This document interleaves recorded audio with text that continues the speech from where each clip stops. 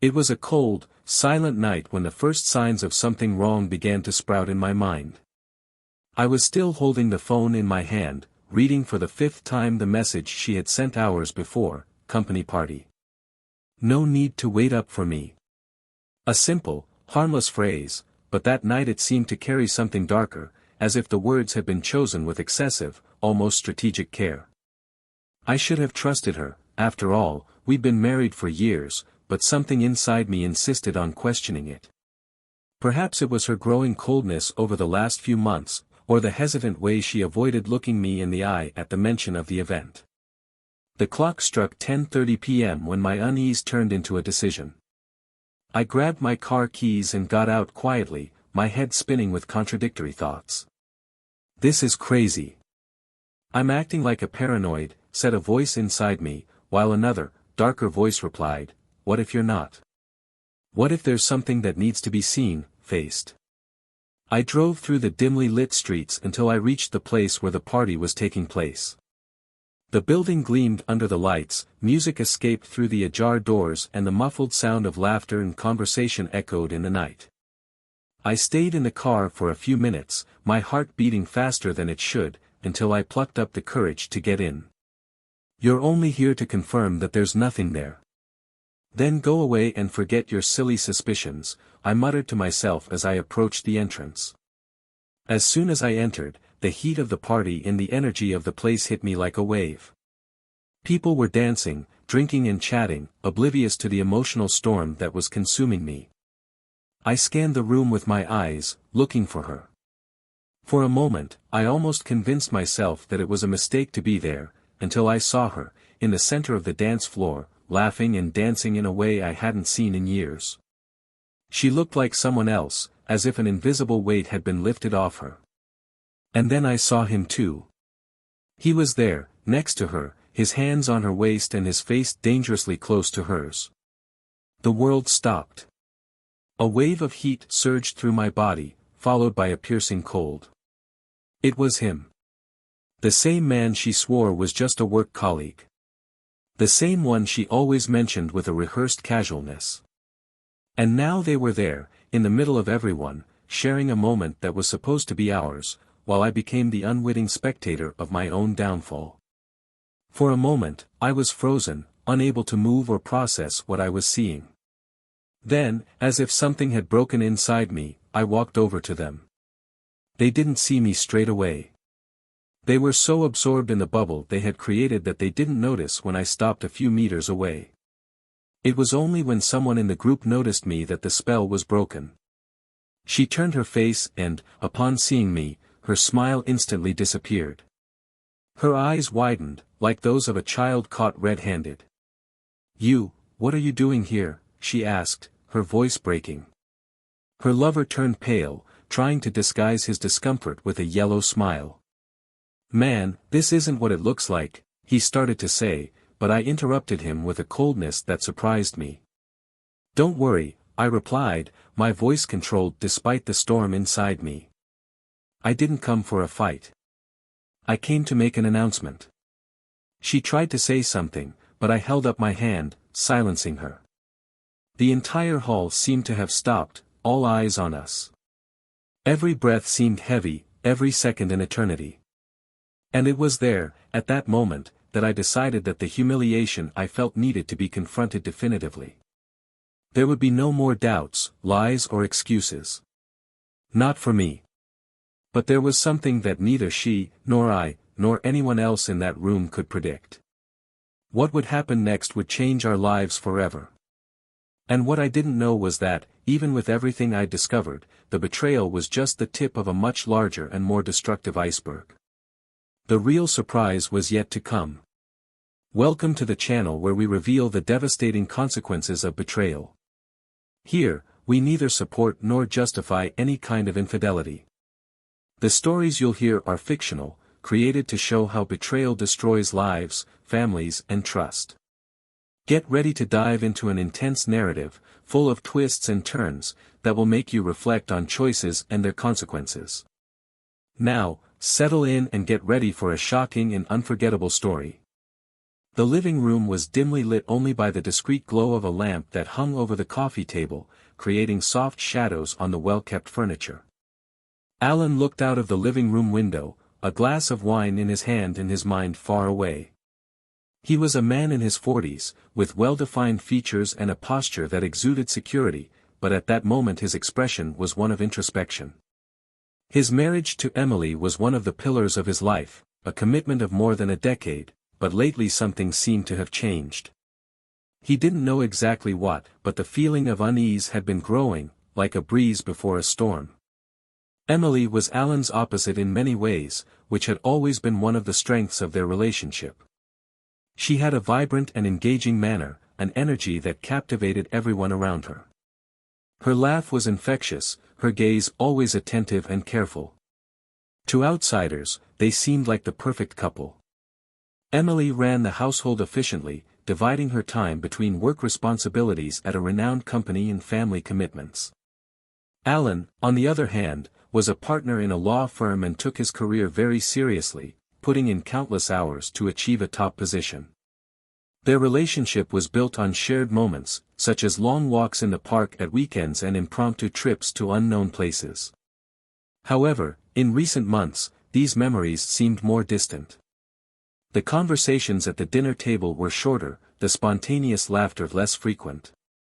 Alan noticed Emily more absorbed in thought, often looking at her cell phone with a slight smile, while he wondered if it was just a distraction or something more. That evening, while Emily finished getting ready upstairs, Alan remained motionless, watching the street through the window. The idea of Emily's company party didn't seem like a big deal. She had always been dedicated to her work, and events like this were part of the package. Still, something was bothering him. He tried to push the thoughts away, reminding himself that the insecurities he felt were probably unfounded. But it was hard to ignore the subtle change in Emily's behavior, the messages she quickly deleted, the vague excuses about unexpected meetings.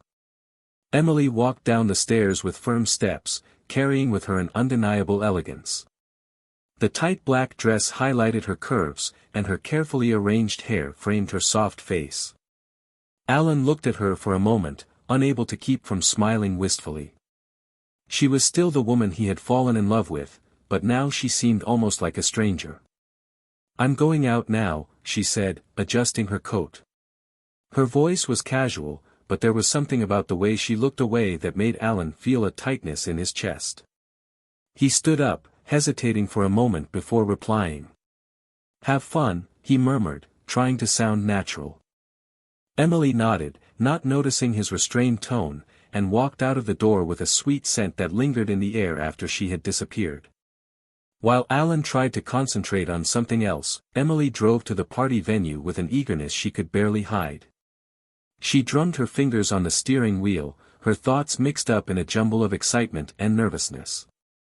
The party promised to be a grand event, as was always the case with her company, but the weight of something unsaid hung over her. Deep down, Emily knew that there were fine lines between right and wrong, but she allowed herself to ignore these thoughts for the moment. The party was in full swing when she arrived.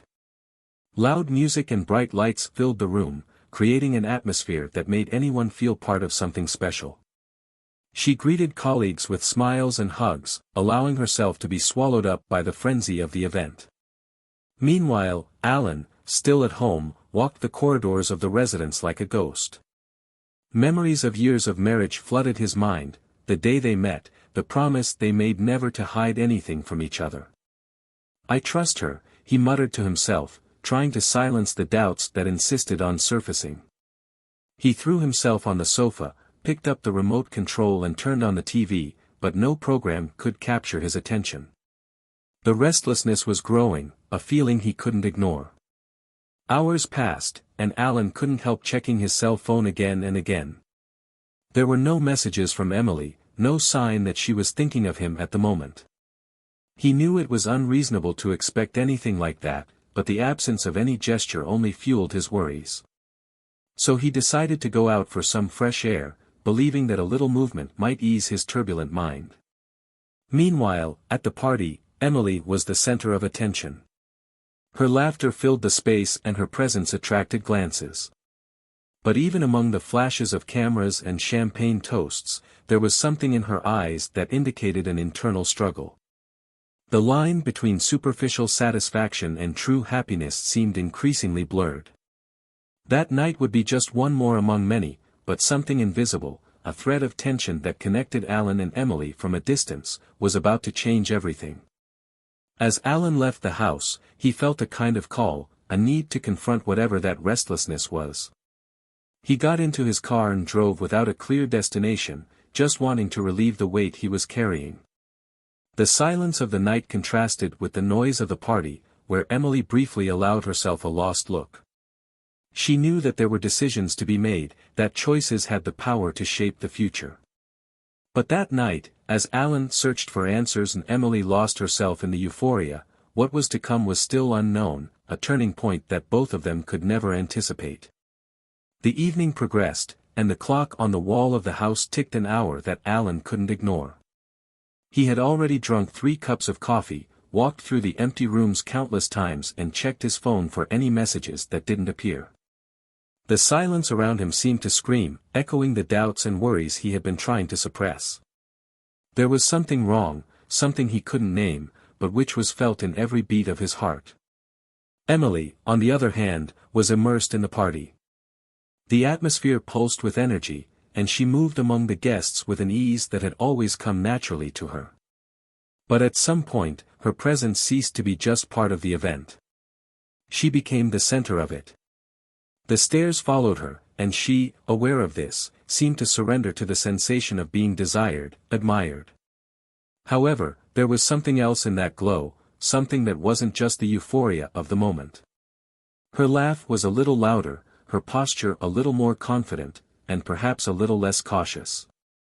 Alan decided to go out again. The night air was chilly, but it seemed easier to breathe outside the stifling walls of his house. He drove aimlessly through dimly lit streets, trying to organize his thoughts. Images of Emily dancing in her black dress, laughing as she used to, filled his mind. He wanted to believe that it was just his imagination feeding him scenarios that didn't exist. But the persistent feeling deep in his chest said otherwise. In the ballroom, Emily approached a group that seemed more intimate, more reserved.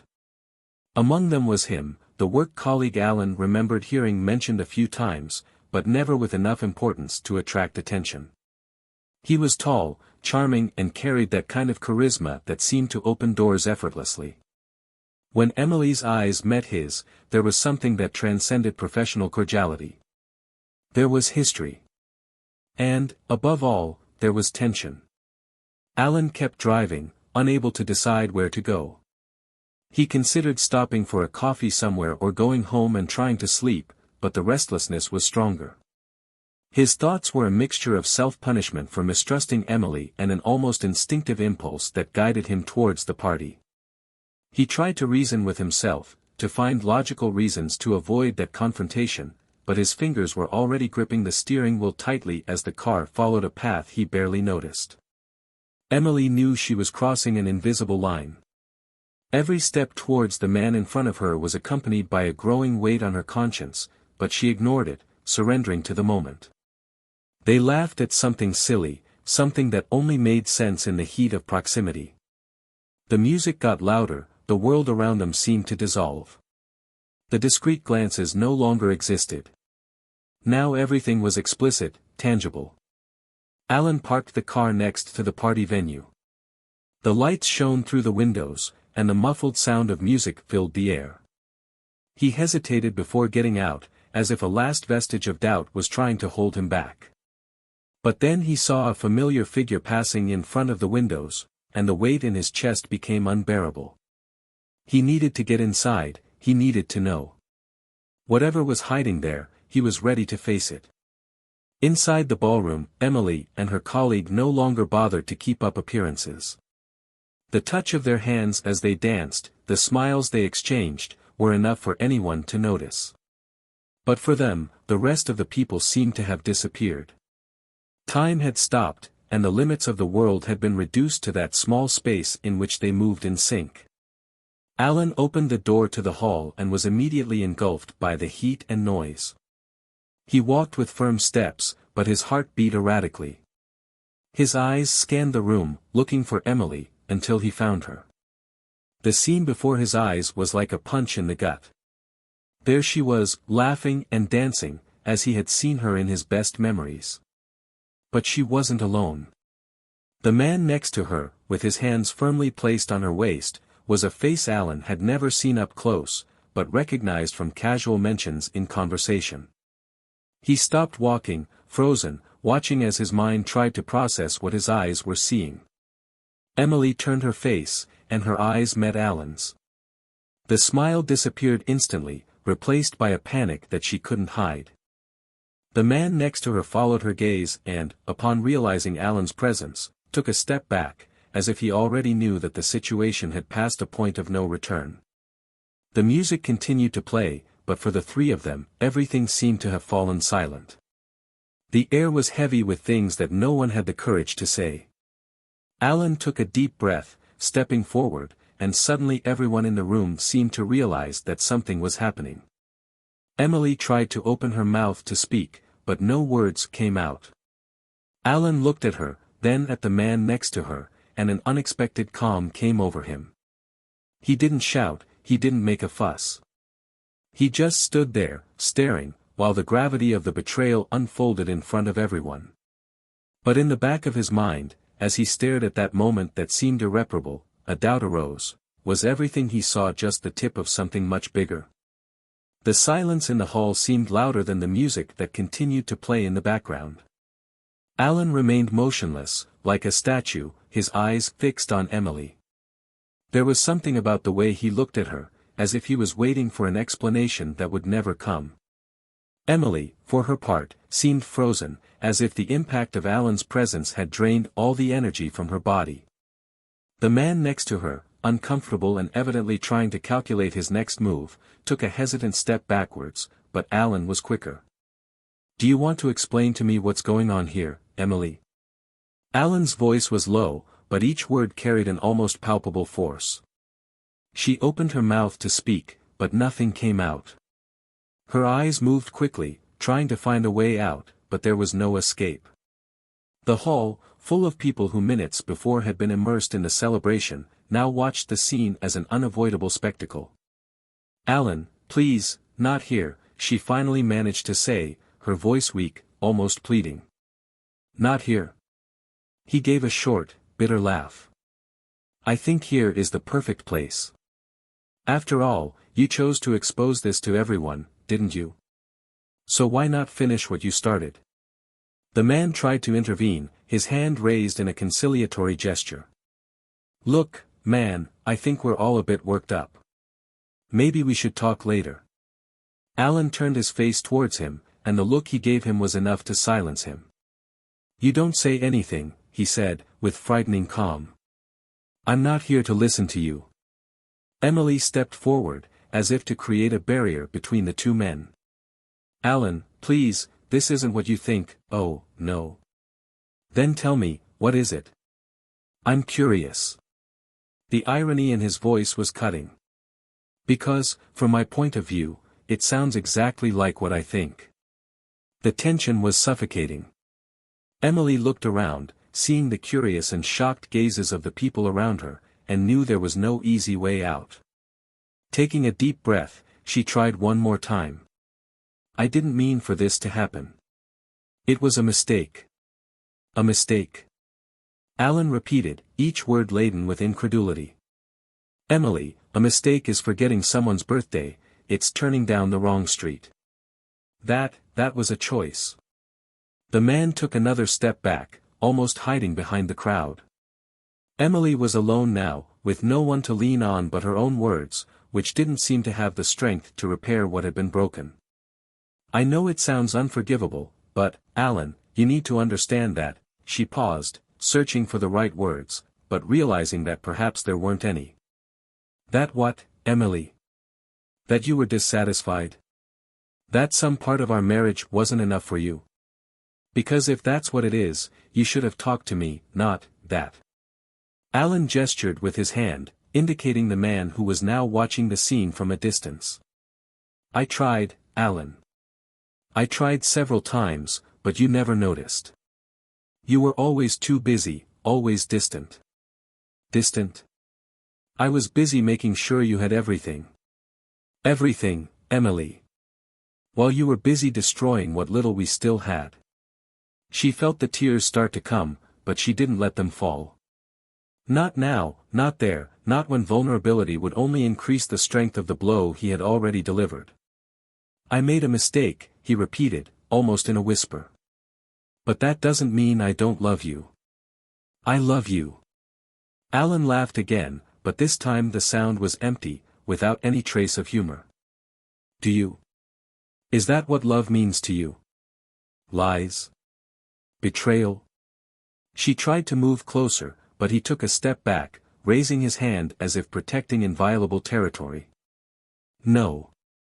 Don't come any closer. Not now." And then, just when everyone thought the moment couldn't get any more intense, Alan took a deep breath and looked around. He was no longer just staring at Emily. Now he was talking to everyone, each word carrying a weight that seemed to echo through the hall. "For years, I built my life around her. Everything I did was for us. And today, I realize that perhaps the problem was never a lack of effort. Maybe the problem is that, for some people, no amount of effort is enough." Emily tried to intervene, but he wouldn't stop. "And the worst part isn't what you've done, Emily. It's what you've destroyed. The trust, the history, everything that took us years to build. You threw it away, and for what? For someone who, at the end of the day, probably wouldn't have the courage to do half as much for you as I did." She swallowed, unable to answer.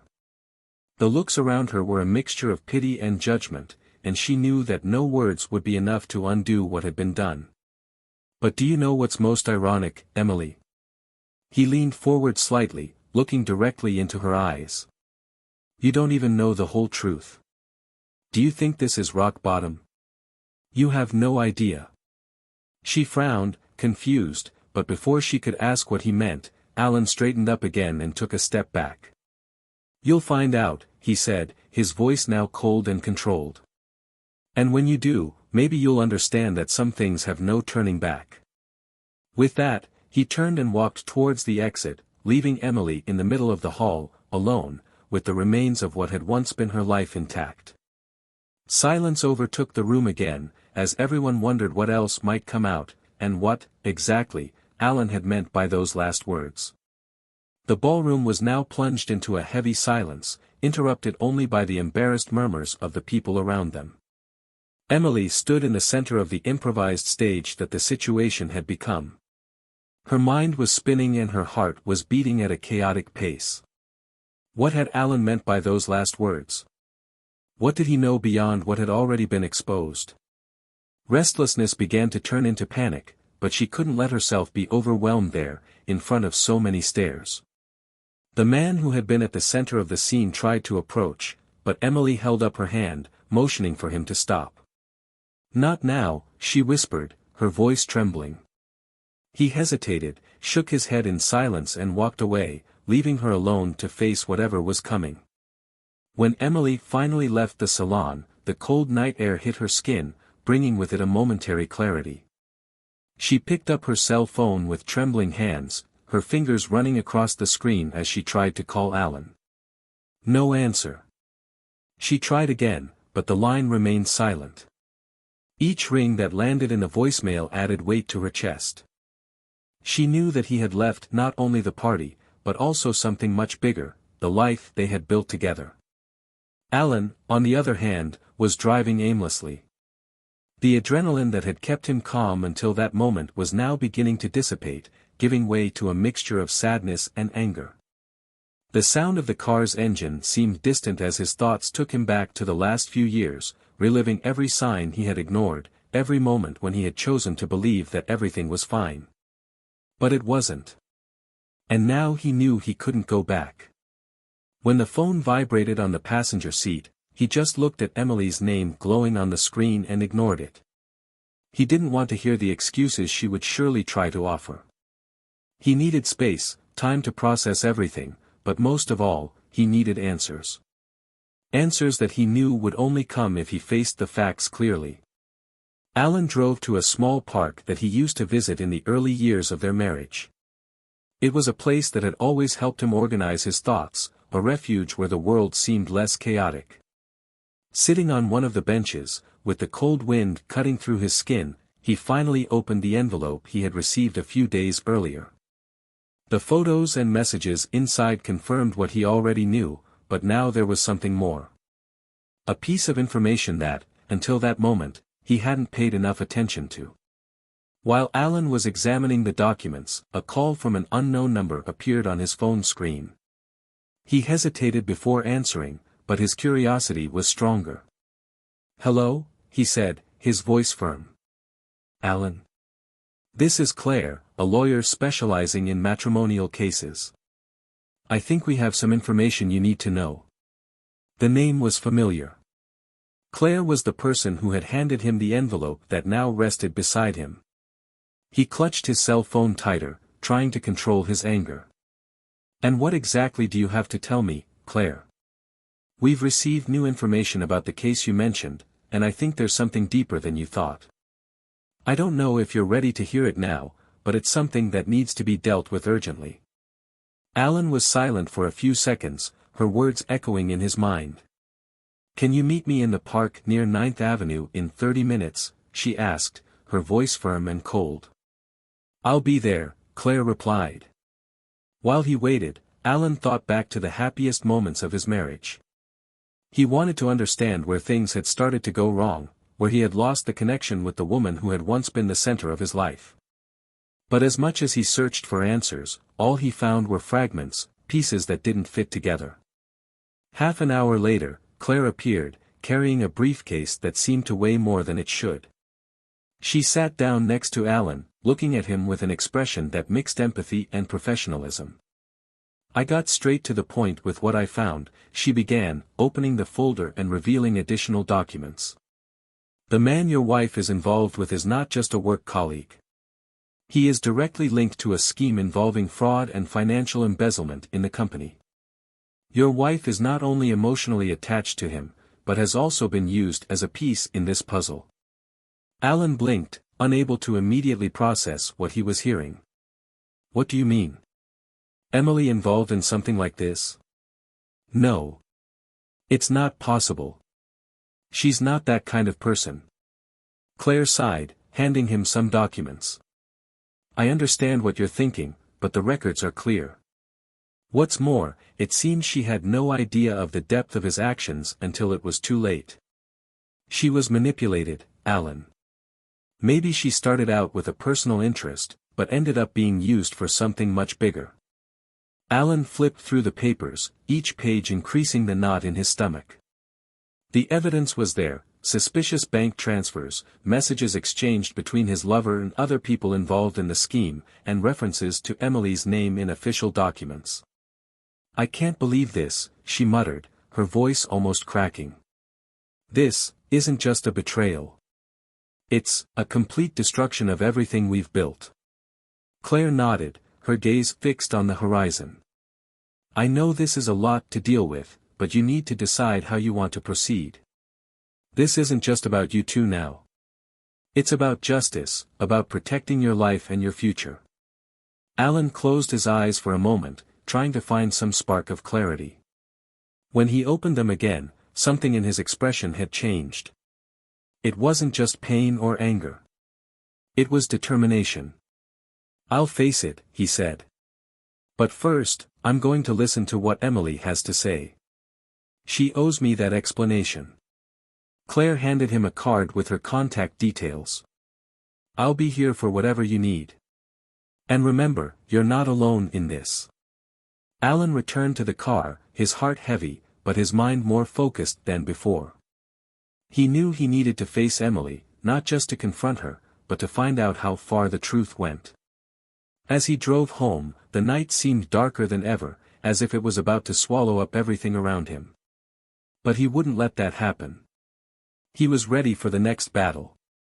The door of the house creaked slightly as Alan pushed it open, the silence inside seeming even more oppressive than the sound of the party hours ago.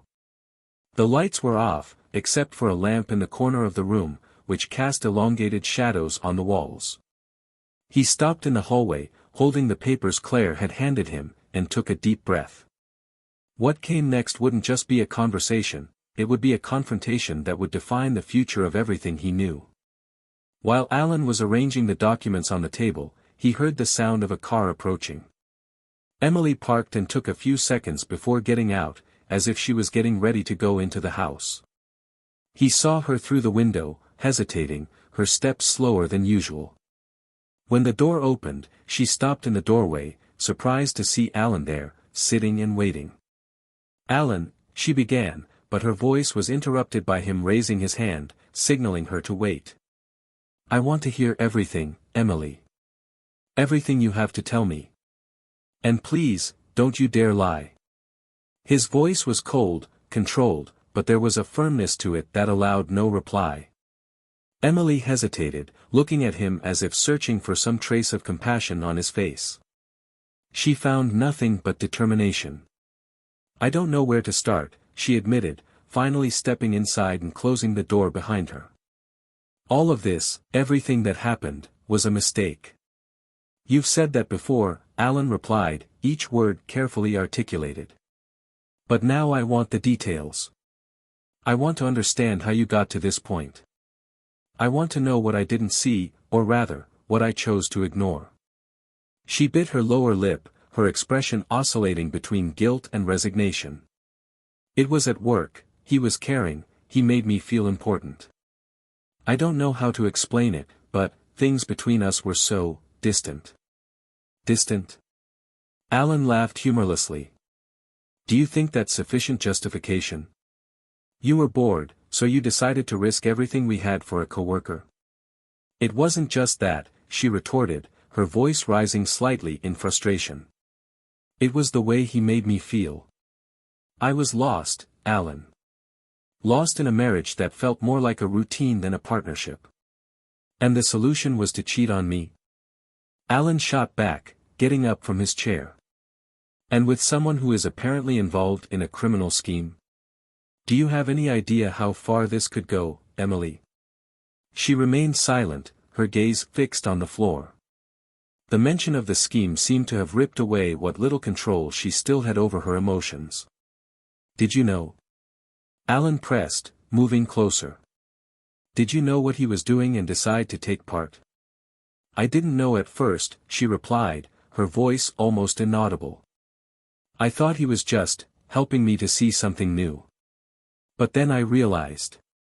I realized that he was using our closeness for things I didn't fully understand.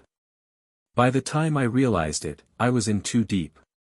Too involved." Alan repeated, shaking his head in disbelief. "Don't you realize how cynical that sounds? Emily, you didn't just destroy our marriage, you put your integrity at risk. And, even worse, you've put my trust at stake." She looked at him, tears streaming silently down her face. "I wanted out of this, Alan. I tried. But he knew how to manipulate me. He knew I was vulnerable." "Vulnerable?" Alan laughed again, but this time there was more bitterness than anger. "What about me? Wasn't I vulnerable? Do you think that building a life together didn't make me vulnerable to you? Do you think everything I did was easy? Emily, you didn't just betray me. You disarmed me." The room fell silent again, the words hanging between them like an invisible weight. Emily tried to move closer, but he took a step back, raising his hand to stop her. "I loved you, Emily. I loved you more than you can imagine. But now, looking at you, all I see is someone who destroyed me." She sobbed, her shoulders shaking as she struggled to stand.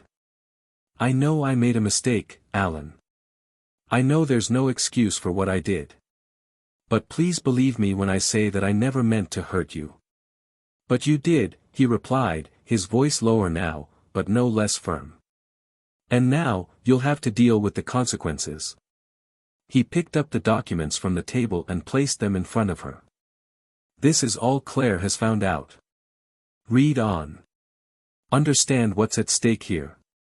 And then, perhaps, you'll realize that the mistakes you've made don't just affect you. Emily picked up the papers with trembling hands, her eyes running over the lines of text detailing suspicious transactions, compromising messages, and her name mentioned in contexts she had never imagined. Each page felt like a stab, bringing to light a reality she had ignored for so long. I didn't know it was so serious, she mumbled, the tears coming back in full force. Alan, I didn't know. That's obvious, he replied. But now you know. And now you have to face it, Emily. Because, believe me, this goes far beyond both of us. She tried to say something, but found no words. All that remained was the sound of her ragged breathing and the ticking of the clock on the wall. Alan watched her for a moment, the expression on his face a mixture of sadness and disappointment. I'm going to sleep in the guest room, he said at last, his voice cold. Tomorrow, we'll discuss how to deal with it. But, Emily, make no mistake. Nothing will be as it was before. With that, he left the room, leaving Emily alone with the documents that now seemed to weigh more than anything she had ever carried. She knew he was right. Nothing would ever be the same. And, for the first time, she began to understand the true impact of her choices, and the price she would have to pay. The morning arrived bringing with it a sense of inevitability. The soft light coming through the curtains seemed a cruel contrast to the weight of the previous night's events. Alan had been awake for hours, sitting at the kitchen table with a forgotten cup of coffee beside him. The documents Claire had given him were organized in a pile, like tangible proof of everything that had fallen apart. He knew it was going to be a long day, full of decisions he never wanted to make, but which were now unavoidable. Emily descended the stairs with hesitant steps, as if each step was an emotional obstacle. She looked exhausted, her eyes still swollen from crying, but there was something different about her. Perhaps it was the silent acceptance that there was no longer any escape from the consequences of her choices. When their gazes met, Alan didn't look away. He kept his gaze steady, as if to let her know that the time for apologies was over. Alan, we need to talk, she began, her voice soft but firm. He nodded, saying nothing, indicating for her to sit down at the table. The silence between them was almost tangible, charged with things that had not yet been said. I've read the documents, she finally said, her fingers interlaced in a nervous gesture. And I know you have every right to be furious with me.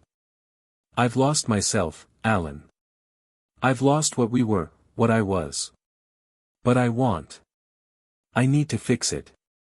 Alan sighed, wiping his hand across his face. Fix it, Emily. Do you understand what's at stake here? This isn't just about us. There are crimes involved, people who could go to jail, and you're at the center of it. She lowered her head, unable to meet his gaze. I know. And I'm willing to do whatever it takes to make up for my mistakes.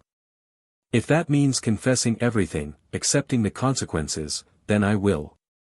But, Alan, please, don't give up on us. He watched her for a long moment, trying to decipher whether her words were sincere or just a reflection of desperation.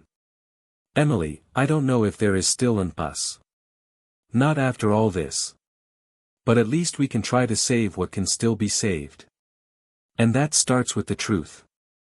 They spent hours discussing the details of Emily's involvement with her lover and the criminal scheme. With each revelation, Alan felt as if the ground beneath his feet was crumbling, but he stood firm. Emily, on the other hand, seemed to crumble a little more with every word.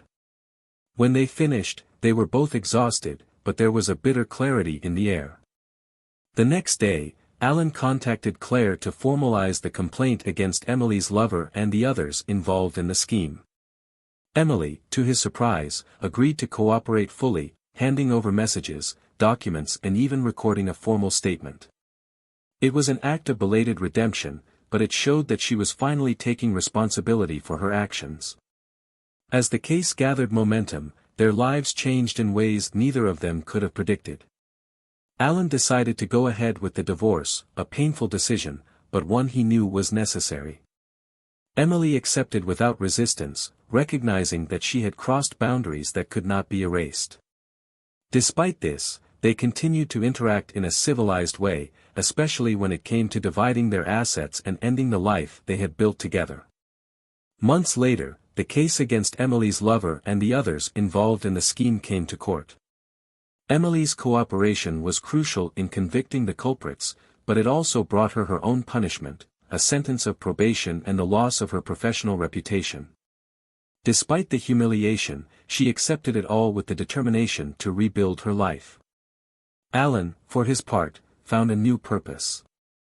He began dedicating his time to social causes, offering his legal services to people in vulnerable situations.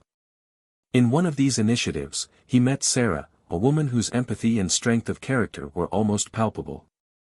Little by little, what began as a friendship turned into something more, bringing him a sense of renewal that he thought he had lost forever. Emily, now living alone in a small apartment, also began her journey of self-discovery. She sought therapy, found a new job and began to reconnect with who she was before everything fell apart. Although the relationship with Alan could never be restored, she kept with her the bitter lesson of her choices and the determination never to repeat the same mistakes again. The day of the final trial of the case brought symbolic closure for both of them. As the judge read out the sentence, Alan and Emily, sitting on opposite sides of the courtroom, shared a brief glance. There was no more anger or resentment, just a silent acceptance of what had been lost and what could still be built. When Alan left the courthouse that day, he found Sarah waiting for him outside.